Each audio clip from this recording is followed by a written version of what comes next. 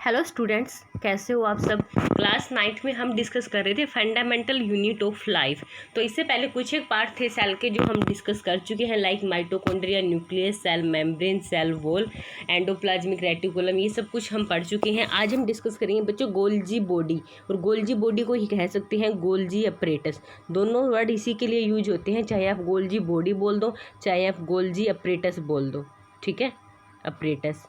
तो चलिए डिस्कस करते हैं। तो जो गोल्जी बॉडी है उसको डिस्कवर किया था कैमिलो गोल्जी ने। गोल्जी बॉडी को डिस्कवर किया था बच्चों कैमिलो गोल्जी ने, और ये सारी ही चीज़ें आपके बुक में दी हुई है, लेकिन मैं आपको सिर्फ जो मेन पॉइंट है वही अच्छे से करवा रही हूँ। जितना मैं करवा रही हूँ उतना आप याद कर लोगे और मतलब राइट कर लोगे तो इतना बहुत है।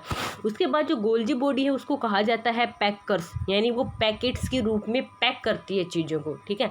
कई लोग क्या करते हैं, जैसे कि जो चीज़ें आती है चिप्स है, ये बनाता कोई और है और पैकेट्स में इनको फिल कोई और करती है, मतलब पैकेट्स कोई और बनाती है। तो ऐसे ही जो गोल्जी बॉडी है उसका काम होता है पैकेजिंग करने का बच्चों। गोल्जी बॉडी का काम होता है पैकेजिंग करने का, यानी कि साफ सफाई करने का, ठीक है। Traffic police of the cell, इसको कहा जाता है ट्रैफिक पुलिस। जैसे ट्रैफिक पुलिस जो वो क्या करते हैं, रास्ता साफ करती है ना।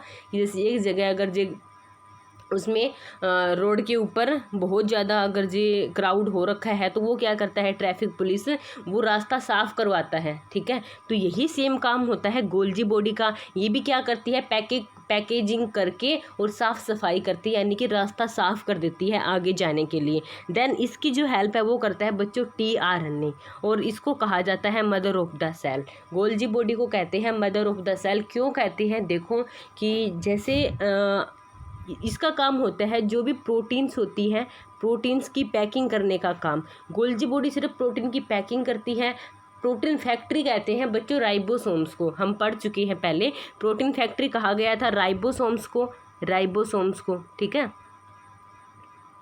और जो राइबोसोम्स है वो प्रोटीन बनाएंगे, वो सिर्फ बना के छोड़ देते हैं। उसके बाद उसकी पैकिंग कौन करता है, गोल्जी बॉडी। और पैकिंग करने के बाद उसको ट्रांसफ़र कौन करके आता है, tRNA। आरएनए 3 तरह का होता है, rRNA, mRNA, tRNA। तो आपको इसके बारे में डिटेल पढ़ने की जरूरत नहीं है, बस tRNA को कहते हैं ट्रांसफ़र RNA, यानी कि ये RNA का मतलब होता है प्रोटीन, तो मतलब ये प्रोटीन को ट्रांसफ़र करने का काम करता है। गोल्जी बॉडी ने कर दी पैकिंग और ट्रांसफ़र RNA क्या कर देगा, उसको ट्रांसफ़र कराएगा जहाँ जहाँ प्रोटीन की रिक्वायरमेंट होती है। इसलिए इसको कहते हैं मदर ऑफ द सेल। जैसे माँ एक बच्चे का ध्यान रखती है, वैसे ही ये भी साफ सफाई करके पूरी सेल का ध्यान रखती है, इसलिए इसको कहा जाता है mother of the cell. Then उसके बाद हम डिस्कस करते हैं राइबोसोम्स। तो राइबोसोम्स जो है उसको डिस्कवर किया था बच्चे पैलेड ने। राइबोसोम्स को डिस्कवर किया था पैलेड, जो साइंटिस्ट थे। और smallest part of the cell, जो राइबोसोम्स है वो पूरी ही सेल का सबसे छोटा यानी कि स्मॉलेस्ट पार्ट होता है राइबोसोम्स। इसका काम क्या है तो आप समझिए, semi autonomous organelle mitochondria chloroplast. इसको छोड़ो, आपको सिर्फ ये पढ़ना है कि सिंगल मेम्ब्रेन स्ट्रक्चर, आरएनए की जो स्ट्रक्चर है वो हमेशा कैसी होती है, सिंगल मेम्ब्रेन। और मैंने कहा था कि डीएनए की स्ट्रक्चर होती है बच्चों ऐसे डबल हेलिक्स, और आरएनए होता है सिंगल हेलिक्स। तो जो प्रोटीन सिंथेसिस है वो 2 तरह का होता है। तो राइबोसोम्स जो है वो 2 तरह की होती है, एक 70S राइबोसोम्स, एक होता है 80S राइबोसोम्स। जो 70S राइबोसोम्स है वो बैक्टीरियाज में पाए जाते हैं, और 80S राइबोसोम्स है वो प्लांट, एनिमल्स, ह्यूमन जैसे कि हम लोगों में पाए जाते हैं, ठीक है।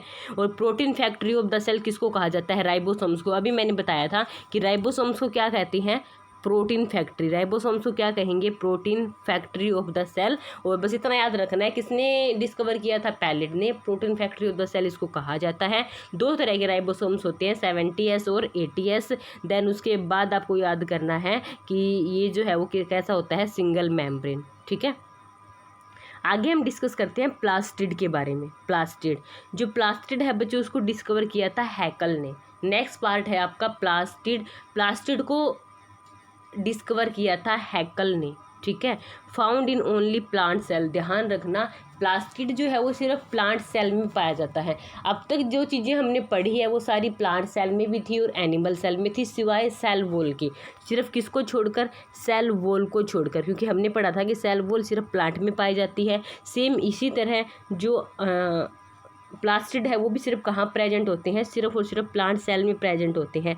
काम क्या होता है प्लास्टिक का, तो ये पिगमेंट्स का काम करते हैं, प्लांट को कलर प्रोवाइड करवाते हैं। तो 3 तरह के कलर प्रोवाइड करवाते हैं। तो उसमें सबसे पहला पार्ट है आपका क्लोरोप्लास्ट। जो ग्रीन कलर देते हैं प्लांट को, यानी कि जो क्लोरोफिल हम फोटोसिंथेसिस में पढ़ते हैं, तो क्लोरोफिल जो है वो ग्रीन कलर देता है।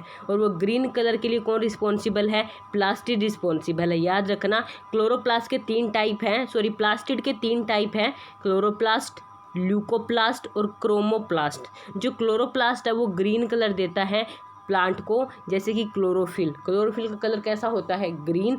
किस में? लीफ में और फ्रूट्स में, ठीक है। देन उसके बाद ल्यूकोप्लास्ट जो है वो ट्रांसपेरेंट होते हैं, कोई कलर नहीं देता।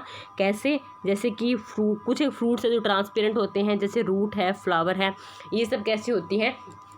रूट का कलर ट्रांसपेरेंट होता है, ठीक है। तो खाना सिर्फ कौन बनाती है? लीफ बनाती है, तो ये ट्रांसपेरेंट होते हैं। कुछ एक होते हैं क्रोमोप्लास्ट जो है वो ओवल कलर एक्सेप्ट ग्रीन और वाइट को छोड़कर जितने सारे कलर बच जाते हैं वो सारे कलर कौन देता है? क्रोमोप्लास्ट देता है। जैसे कि टमाटो का जो रेड कलर है ल्यूकोपिन की वजह से होता है, कौन देता है आपको? क्रोमोप्लास्ट।